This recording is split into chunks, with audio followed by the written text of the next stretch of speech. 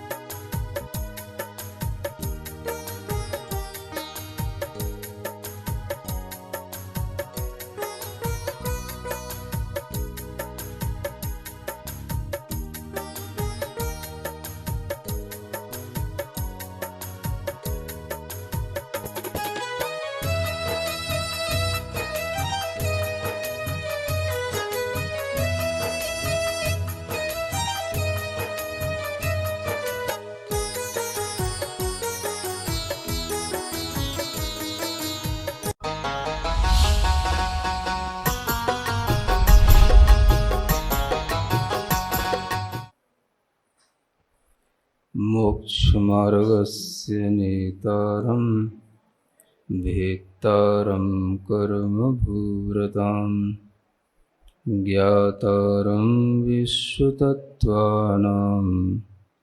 वन्दे तद्गुणलब्धये।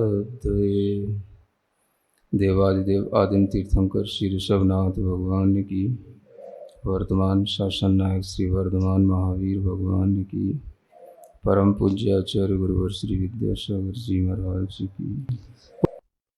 तत्व सूत्र ग्रंथराज में चतुर्थ अध्याय के माध्यम से 4 निकाय के देवों का वर्णन चल रहा है।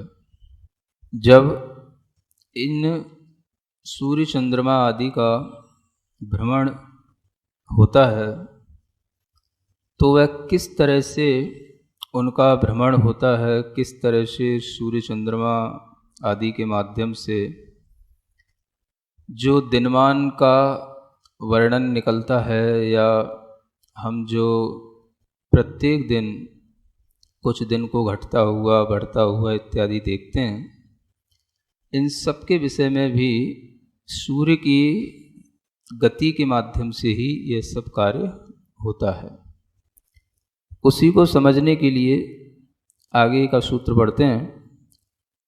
मेरु प्रदक्षिणा नित्य गतियो निरिलोके।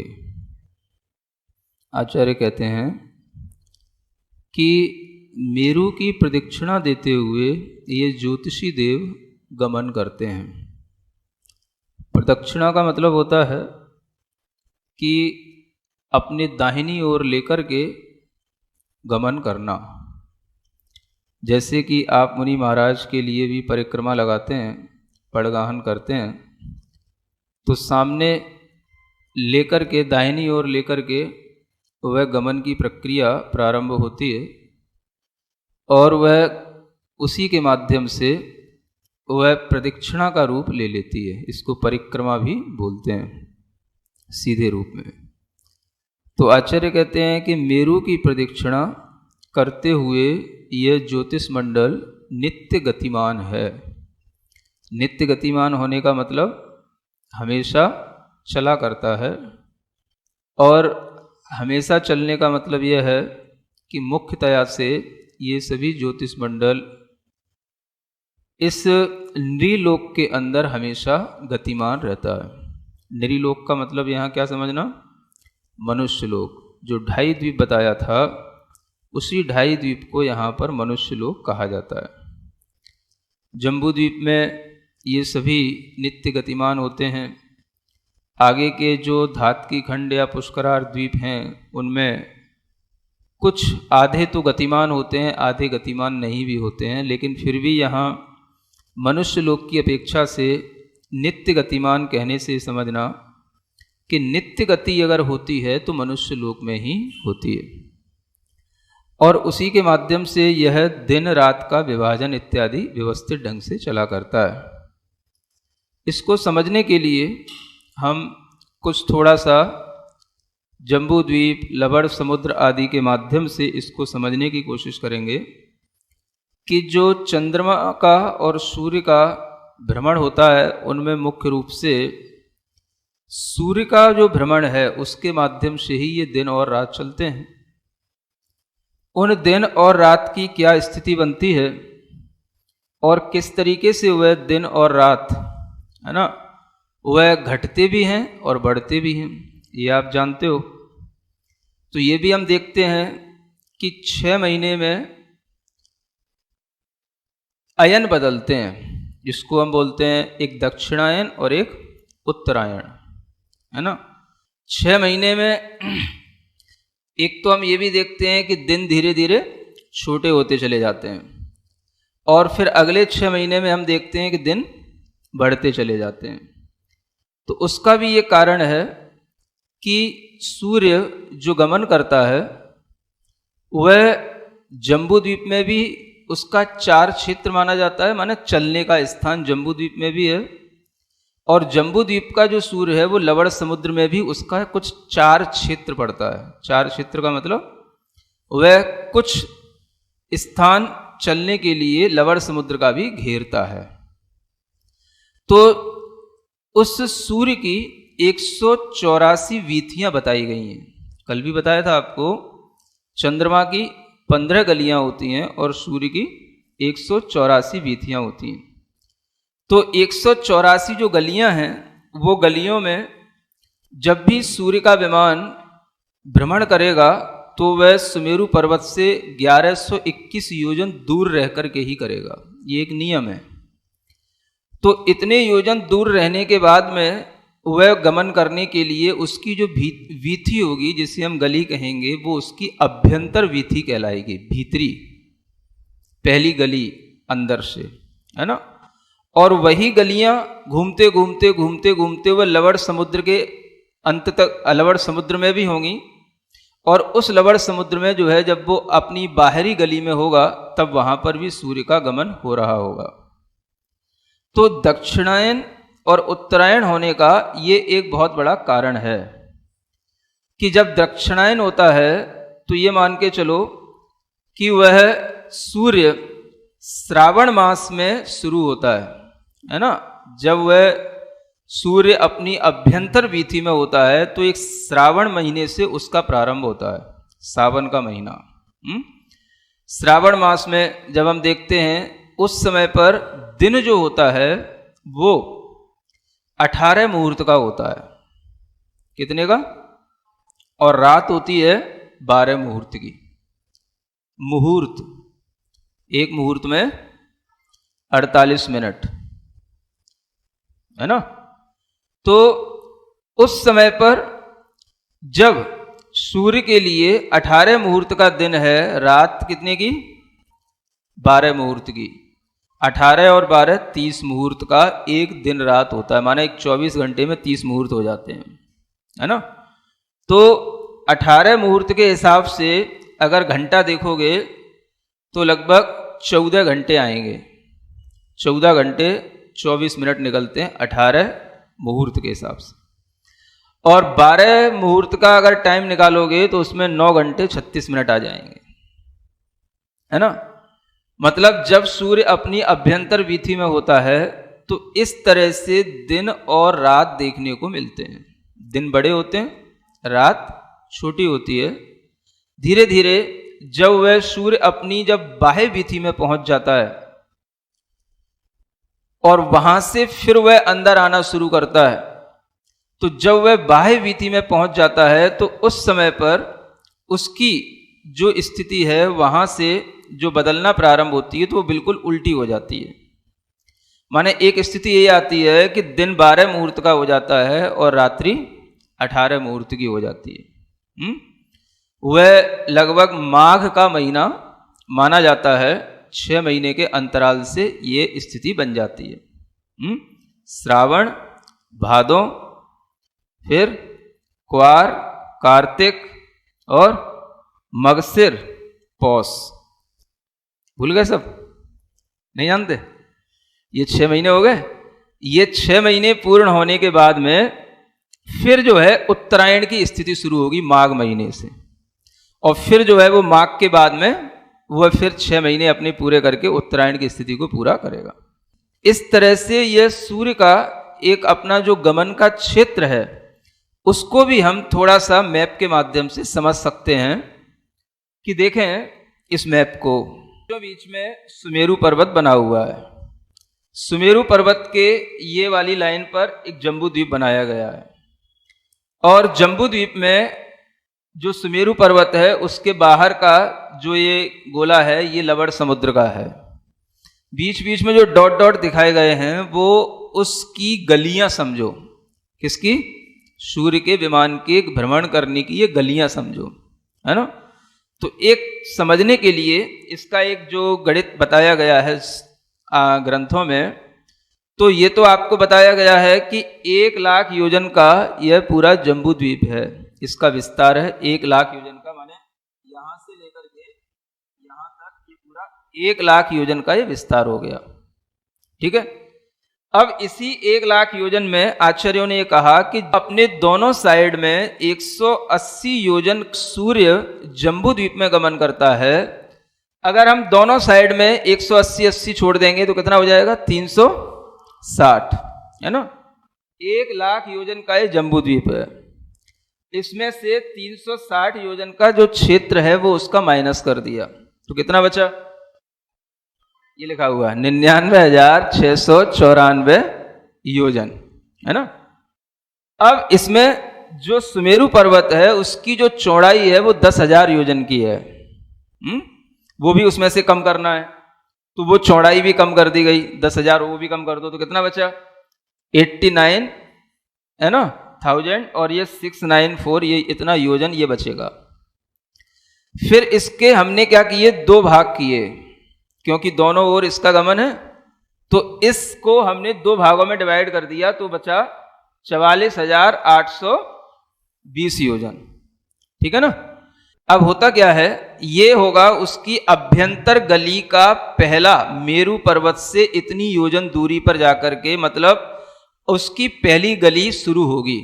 ये जो निकल के आया ना, जो लास्ट का इतने योजन, है ना, 44,820 योजन जो ये निकल के आया, इतने योजन मेरु से दूर जाकर के इसकी पहली गली शुरू होगी, अभ्यंतर गली, है ना।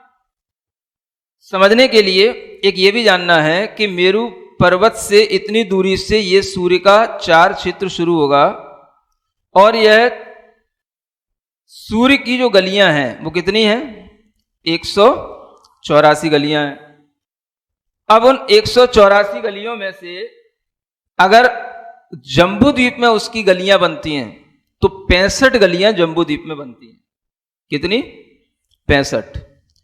और लवण समुद्र में भी इसका 4 क्षेत्र है, तो लवण समुद्र में इसकी गलियां बनती हैं 119, है ना। तो जम्बू द्वीप में इसका 4 क्षेत्र है 180 योजन में, और लवण समुद्र में इसका 4 क्षेत्र है लगभग 330 योजन में। दोनों मिलाकर के 510 योजन का यह 4 क्षेत्र इसका हो जाता है। 4 क्षेत्र माने चलने वाला क्षेत्र, है ना। मतलब यह समझना कि जो हमने ये 180 योजन छोड़ा था यही इसका 4 क्षेत्र है, इससे ज्यादा जो है वो आगे नहीं जा सकता। तो 180 योजन जम्बू द्वीप में इसको चलना है, और 330 योजन इसका 4 क्षेत्र इसका इधर लवण समुद्र में है, और 180 योजन जम्बू द्वीप में है। कुल मिलाकर के इसका 4 क्षेत्र कितना बना? 510 योजन, है ना। जो आचार्यों ने सूर्य के विमान की चौड़ाई बताई है वो बताई है 48/61 योजन। कितनी बताई? 48/61 योजन। अब आपको ये ध्यान में रखना है कि जो ये 4 क्षेत्र आ रहा है, कितना? 510 योजन का, इसी में चंद्रमा का भी विमान घूमता है और इसी में सूर्य का भी विमान घूमेगा। चंद्रमा की तो गलियां हैं 15 और सूर्य की गलियां हैं 184, वो सब इसी 4 क्षेत्र में घूमेंगी, है ना। अब ये भी बताया गया है कि जो 84 गलियां 184 गलियां हैं, उनमें से हर एक गली के बीच में 2 योजन का अंतर है। कितना? और उसकी जो चौड़ाई है वो चौड़ाई कितनी? जो 48/61 योजन की चौड़ाई है वो तो उसकी चौड़ाई रहेगी जो सूर्य के विमान की चौड़ाई है। और एक गली से दूसरी गली में जाने का जो अंतर है वो अंतर कितना है? वो 2 योजन का अंतर पड़ जाता है। समझ में आ रहा है? अब आपको यह देखना है कि अगर यह सूर्य का भ्रमण होता है तो सूर्य का भ्रमण होने के लिए उसे एक तो हमारे सामने उसकी मैक्सिमम लिमिट दिखाई दे रही है कि दिन कितने मुहूर्त का हो रहा है? 18 मुहूर्त का, है ना। और मिनिमम उसकी लिमिट दिखाई दे रही है 12 मुहूर्त का। बड़े से बड़ा दिन होगा तो 18 मुहूर्त का और छोटे से छोटा दिन होगा तो 12 मुहूर्त का। अब देखो इसका एक हिसाब ऐसे बनाते हैं कि 18 और अधिकतम और न्यूनतम 12, 18 में से 12 कम किए तो बनते हैं 6 मुहूर्त, माने 6 मुहूर्त का अंतर पड़ा। कितने में? गलियां का अंतराल तो 183 आएगा, क्योंकि 184 गलियां हैं तो अंतराल कितने आएंगे? 183 आएंगे, है ना। इसका मतलब यह हो गया कि 183 गलियों का अंतराल पूरा करने में उसे 6 मुहूर्त लगते हैं। तो एक गली का अंतराल पूरा करने में उसे 6/183 मुहूर्त लगेंगे। अब इसमें क्या करना है? इतनी ही गति के अनुसार ये उसका एक तरीके से देखा जाए, इसमें हम 3 का भाग और लगा दे, 3 दूनी 6 और 3 छक्का 18 और ये 3 2/61 आ गया। ये क्या आ गया? ये प्रत्येक अंतराल के बीच का एक चय बोला जाता है। इसको क्या बोलते हैं? चय। माने इस क्रम से वो बढ़ेगा और इसी क्रम से घटेगा। इसको क्या बोलते हैं? चय। जैसे कोई निश्चित संख्या होती है ना, जैसे 10, 10 से 15, 15 से 20, 20 से 25, 25 से 30, तो इसमें चय कहलाएगा 5। 10, 5, 15, 15, 5, 20, 20, 5, 25, 25, 5, इसको बोलते चय। जिस क्रम से बढ़ता है उसी क्रम से वो घटता है, उसको बोलेंगे चय। तो ऐसे ही हमने इसका चय निकाल लिया। ये चय निकालने का तरीका है। मतलब कि हर एक गली के अंतराल को पूरा करने में उसे कितना मुहूर्त लगेगा? 2/61 मुहूर्त लगेंगे, है ना। और अगर हम इस मुहूर्त का मिनट बनाएंगे तो कितना बनेगा? कितना बनेगा? एक मुहूर्त में 48 मिनट होते हैं, ठीक है ना। तो इस 2/61 मुहूर्त का आपको मिनट बनाना है। हाँ, तो ये लगभग जो मिनट में निकल के आएगा वो 1 मिनट से कुछ ज्यादा आएगा, ये है ना। पूरा जब आप उसका गुणा भाग करोगे तो ये लगभग 1 मिनट का 35/61वां भाग आ जाएगा। ये इतना, है ना। ये हो गया। यानी एक दिन में यह इतना, एक दिन का यह इसका एक चय की वृद्धि का यह क्रम हो गया। समझ आ रहा है ना। अब देखो आप, जब ये इतना इसकी वृद्धि होती है तब इसके लिए प्रतिदिन किसकी वृद्धि होते होते होते होते यह 6 महीने में 183 जो इसकी गलियां हैं उनको वह पूरा कर लेगा, इतनी अंतराल के साथ में, है ना। अब आपको यह समझना है कि यहां पर जो दिनमान चलते हैं वो 2 तरीके से चलते हैं। अगर हम संक्रांति के हिसाब से देखें तो 2 प्रकार की संक्रांति बताई जाती हैं। एक होती है कर्क संक्रांति, एक होती है मकर संक्रांति। सुना है ना? कर्क संक्रांति कहां होती है? ये श्रावण मास से कर्क संक्रांति प्रारंभ होती है और माघ मास में आती है मकर संक्रांति आती है। सुन रहे? जब वह उत्तरायण प्रारंभ हो जाता है तो आप देखें कि हर एक महीने में वह कितने दिन तक वह अंतर के रूप में हमारे सामने आ जाता है। जैसे मान लो श्रावण का महीना है, तो श्रावण महीने में जो दिन होंगे वो कितने होंगे? वैसे तो हम देखते हैं 30 या 31 दिन होते हैं, और फिर हम ये भी जानते हैं तिथियां टूटती हैं, घटती भी हैं, बढ़ती भी हैं, है ना। अगर हम इस हिसाब से देखते हैं तो 183 दिन इसके हैं दक्षिणायन के, और 183 दिन ही हो गए उत्तरायण के। तो टोटल कितने हो गए? 366 दिन हो गए। यानी एक वर्ष में कितने दिन होंगे? 366 दिन होंगे संक्रांति के हिसाब से। समझ आ रहा है? मतलब 365 नहीं होंगे, संक्रांति के हिसाब से 366 दिन होंगे। ये इससे अपने आप निकल के आ रहा है गणित, 183 गलियों के अंतरालों के कारण से। तो 366 दिन हो गए। अब हम इसमें देखें कि अगर श्रावण मास का पहला दिन है तो वह 183 जो गलियां हैं, है ना, उसका अगर हम भाग करें तो उसमें से वह दक्षिणायन 6 महीने में पूरा होता है। कितने में? 6 महीने में। तो एक महीने में कितना उसका दिन निकलेगा? देखो इसी से निकल के आएगा। 183 में आप 6 का भाग दो, है ना, थोड़ा इसको साफ। 183 में 6 का भाग करो आप, कितना आ रहा? देखो 6 3 18, हाँ 30 माने 30.5 दिन आए, है ना, 30.5 दिन आए। इसका मतलब क्या हुआ? ये हटाई तो हो गया। कितना आया? 30.5 दिन। ये हो गया श्रावण महीने का। अब हम इससे आगे बढ़े, मान लो भाद्र महीने में पहुंचे, तो जो चय है वो हमारे सामने कितना आया?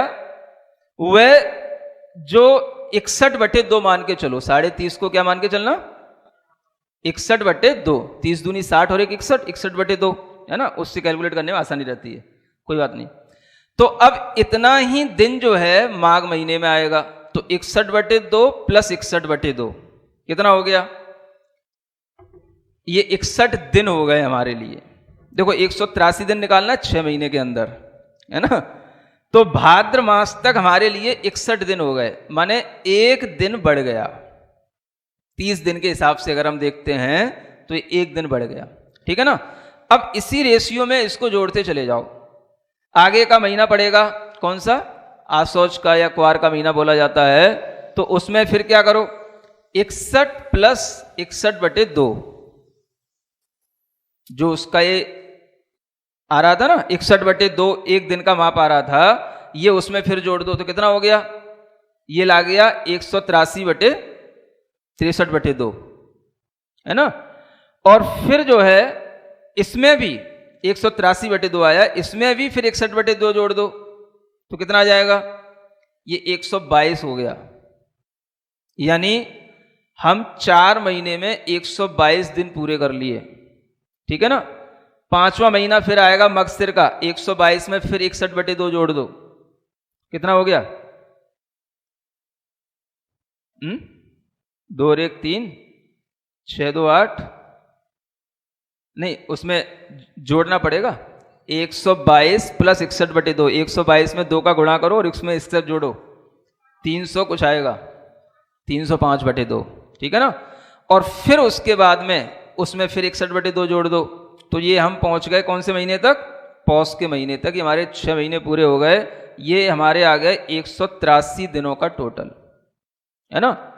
मतलब यह है कि अगर इस हिसाब से हम देखते हैं तो 366 दिन का एक वर्ष होता है, हा?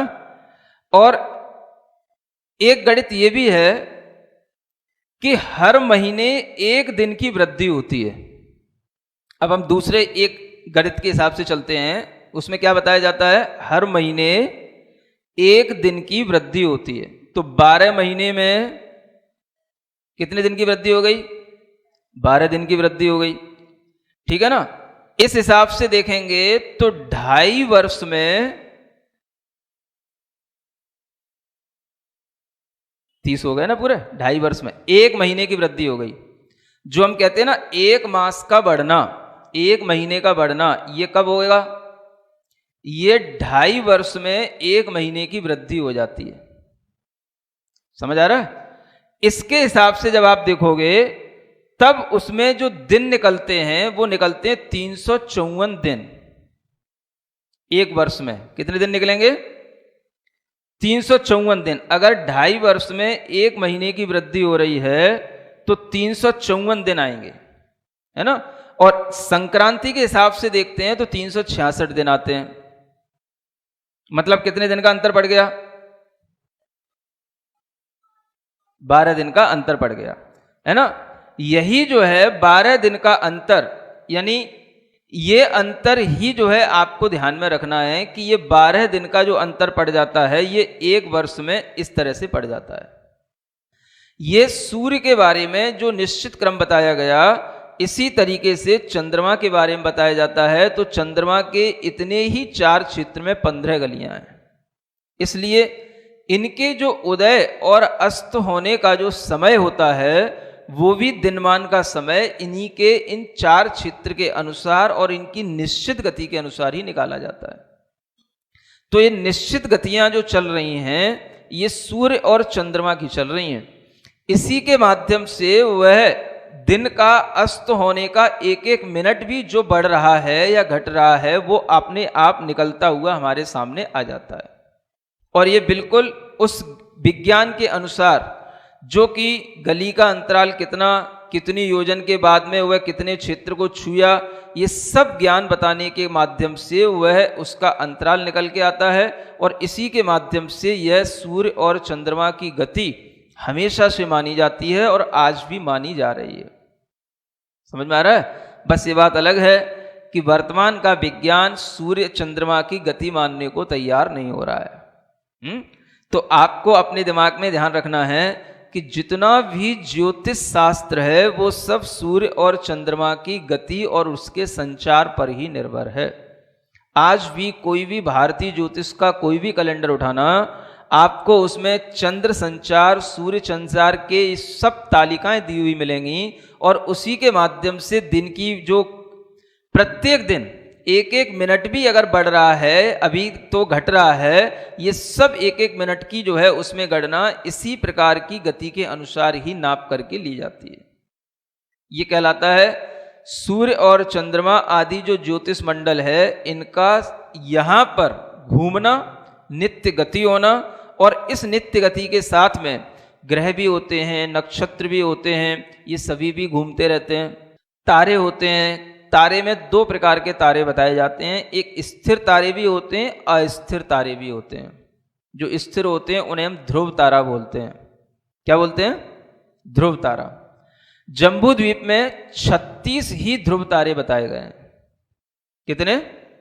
हाँ, आप ये समझें कि अगर ये ध्रुव तारे हैं तो इसका मतलब है ये नहीं घूम रहे हैं, ये स्थिर हैं।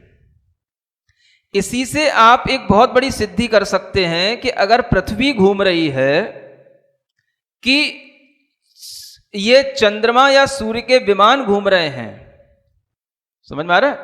अगर मान लो पृथ्वी को आप घूमता हुआ स्वीकार करते हैं तो पृथ्वी कितनी ही घूम जाए, आपको ध्रुव तारा जहां है वहीं पर मिलेगा आपको। सुन रहे हो? ये एक बहुत बड़ा चैलेंज, एक बहुत बड़ा आपको साइंस बताया जा रहा है। ध्रुव तारा, रात्रि में जहां पर आपको ध्रुव तारा मिलेगा, हर रात्रि में वह ध्रुव तारा आपको वही मिलेगा, चाहे आपकी पृथ्वी कितनी घूम जाए। चलो थोड़ी देर के लिए आपकी पृथ्वी को ही घुमा देते हैं, लेकिन अगर वह पृथ्वी घूम रही है तो ध्रुव तारे की पोजीशन भी घूमनी चाहिए थी, वो नहीं घूम रहा है। इससे ही सिद्ध होता है कि अगर हम ध्रुव तारे को कहीं से कहीं तक भी देखते हैं तो वह स्थिर है। इसका मतलब है पृथ्वी स्थिर है, तभी वह ध्रुव तारे की स्थिति हमें हमेशा एक जैसी दिखाई देती है। अन्यथा हम अगर घूम गए हैं तो वह हमें कहीं का कहीं दिखाई देना चाहिए था। एक सूत्र और यहां बताया जा रहा है, तत्कृतः काल विभागः।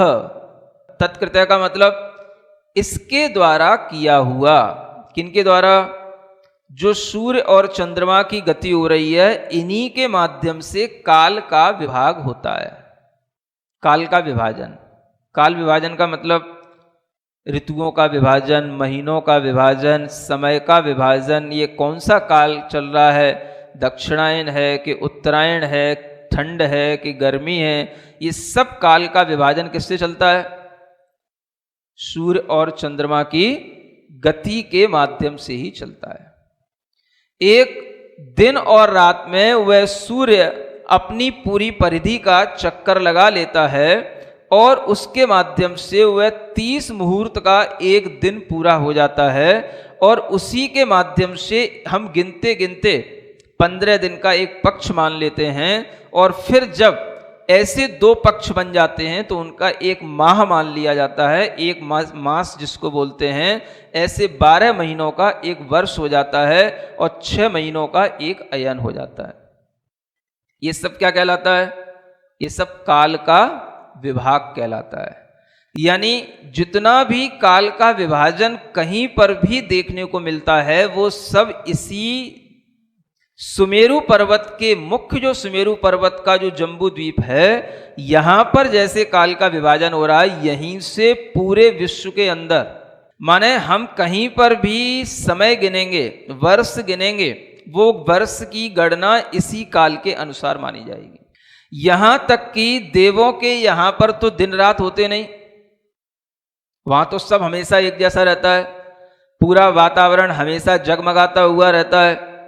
वहां पर कोई दिन रात की व्यवस्था नहीं, क्योंकि सूर्य का उदय अस्त तो वैमानिक देवों के पास तक तो पहुंचने का ही नहीं, क्योंकि वो तो बहुत ऊपर है, वहां तक तो कोई प्रकाश नहीं पहुंचने का।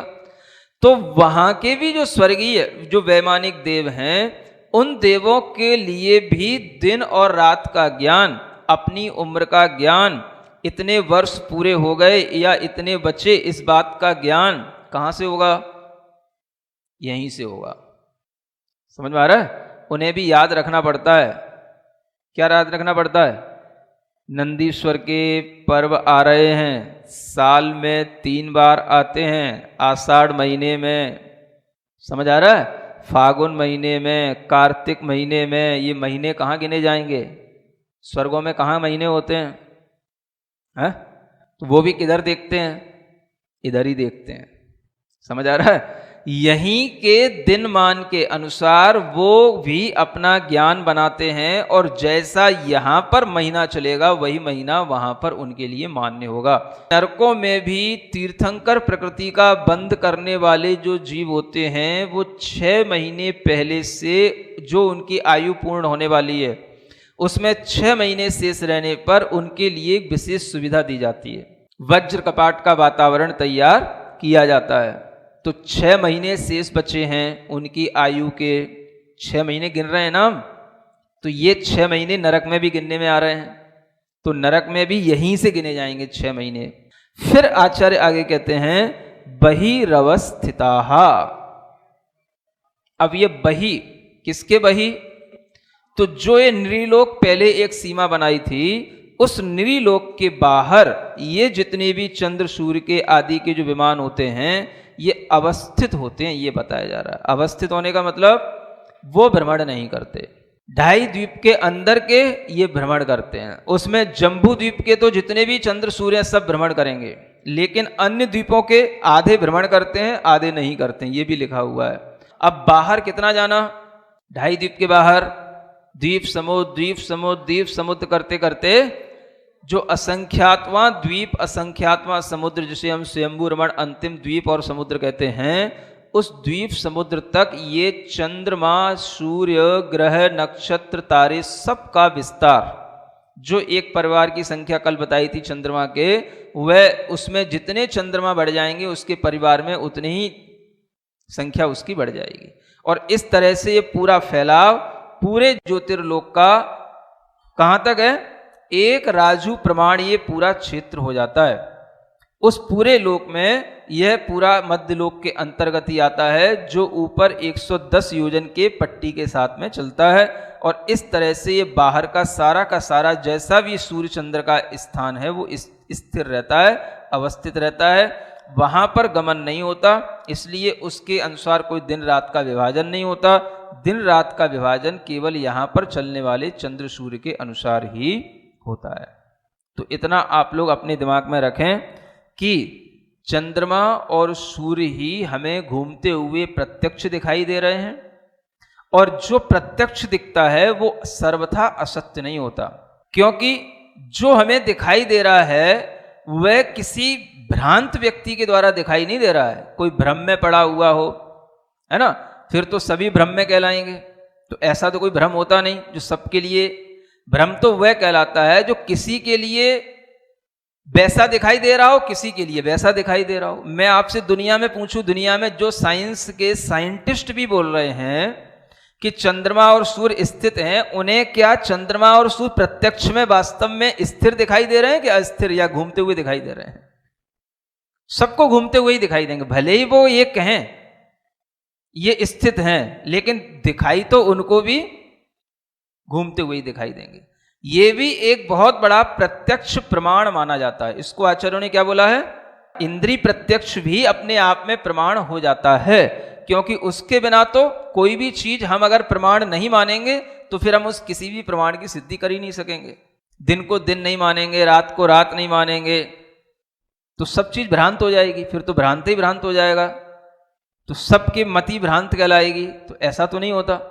जो लौकिकता में जिस रूप से प्रत्यक्ष प्रमाण को स्वीकार किया जाता है उसे न्याय में वैसा ही स्वीकार किया गया है। इसलिए प्रत्यक्ष प्रमाण के आधार पर और भी अनेक जो तर्क दिए जाते हैं ध्रुव तारा आदि के, इन सब के आधार पर भी आपको ये मान के चलना है कि जो सूर्य और चंद्रमा हैं वो नित्य भ्रमणशील हैं, स्थिर नहीं है। पृथ्वी किसी ने आज तक घूमती हुई नहीं देखी, न वैज्ञानिकों ने देखी और न किसी वैज्ञानिकों के बताए हुए विद्यार्थियों ने देखी। समझ आ रहा है? जो चीज नहीं देखी उसको प्रमाण मानना और जो चीज दिख रही है उसको गलत मानना, ये अपने आप में बहुत बड़ा मिथ्या ज्ञान है। ये अपने अंदर दिमाग में रखो, ठीक है ना। आज के लिए इतना पर्याप्त है। ये ज्योतिर्लोक का वर्णन यहाँ पूर्ण हो जाता है।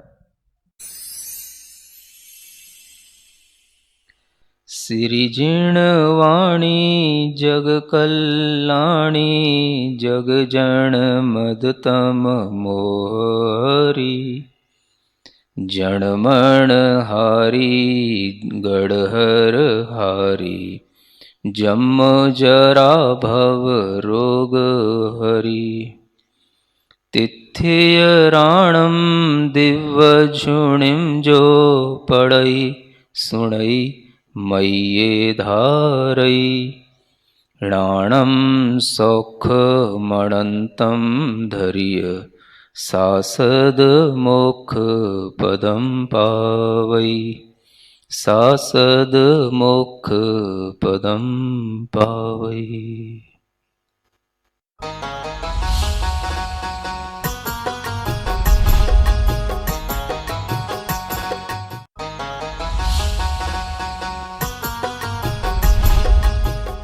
इस कार्यक्रम के पुण्यार्चक थे